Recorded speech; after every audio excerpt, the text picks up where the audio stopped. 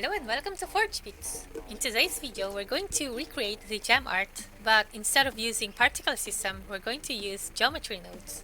So this is how it works. First, we hide the cube because we don't delete default cubes here, nor kill them. So first, we're going to add the gem. So we're going to use the same gem that we used before, but we're going to hide it. Then we're going to add a plane, but we need to subdivide the plane. That's the major difference between this method, the gem art using geometry nodes, compared to gem art using particle system. Here's why. If we're going to the geometry nodes because, as I said earlier, we're going to use geometry nodes. So I'm going to add a mesh to points. And as you can see, we only have like 4 points in here. And it goes even worse if we use a face. We only have 1. So we need to subdivide this one to like a huge number, maybe like 96. So now we have those points on the surface of the plane.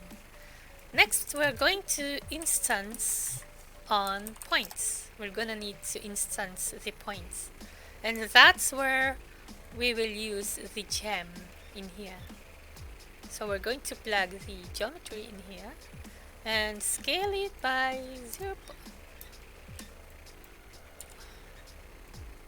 0.01. There you go.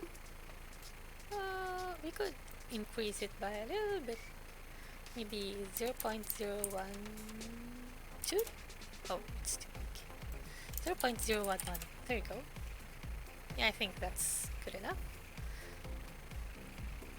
So next, since we're going to apply the color, the material, we need to realize the instances like that.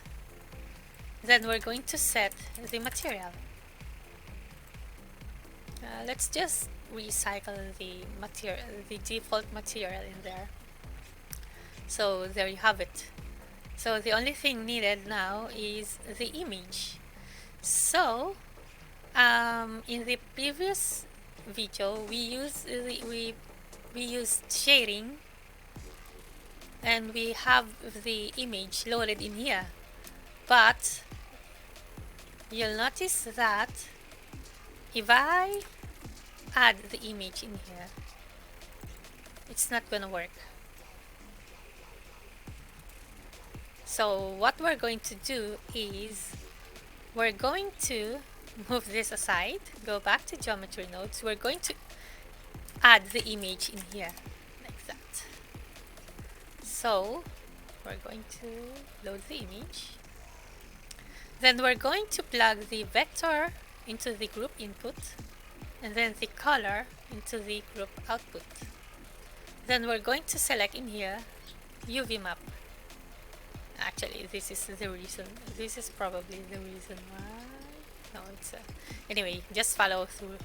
So you have the vector input of the image texture. Go to the group input, the color into the group output, and then assign a color name. So let's just go with logo because it's a logo. You could type in anything you want there. And then go to shading. We're going to import a new node here. We're going to connect the color, and we're going to use the same name as here. So I'm going to copy and I'm going to paste it in here like that, and instantly you could see the logo. That's how easy it is using geometry nodes. It's if you can remember the particle system that we made, it's kinda a bit more complicated compared to these. It's just a little bit hard to wrap your head over how.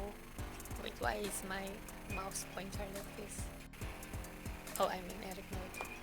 So there's a lot of things you need to set on the particle system, but I'm not saying this is better than the particle system, because there's like a different way, different approach. I mean, if you need like raining using particle system, you'll need to do particle system instead of geometry nodes.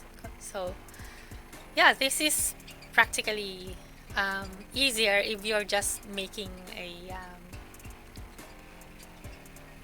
gem art.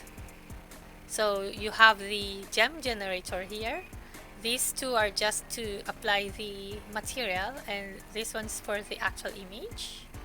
And then for the shading part, you just need the attribute connected to the principal. Actually, you could replace this one, you could play around with the values here. So yeah, that's about it. And that's how you make gem art using geometry nodes. Like and subscribe. Okay, thanks, bye! Oh, another thing, since we've subdivided the plane, we could actually do some cool stuff, such as moving the whole thing like that.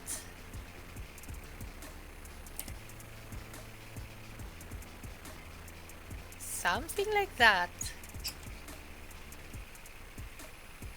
Of course, you can also do this on the particle system, but yeah, it comes with the geometry nodes, because we've already subdivided the whole thing. Oh.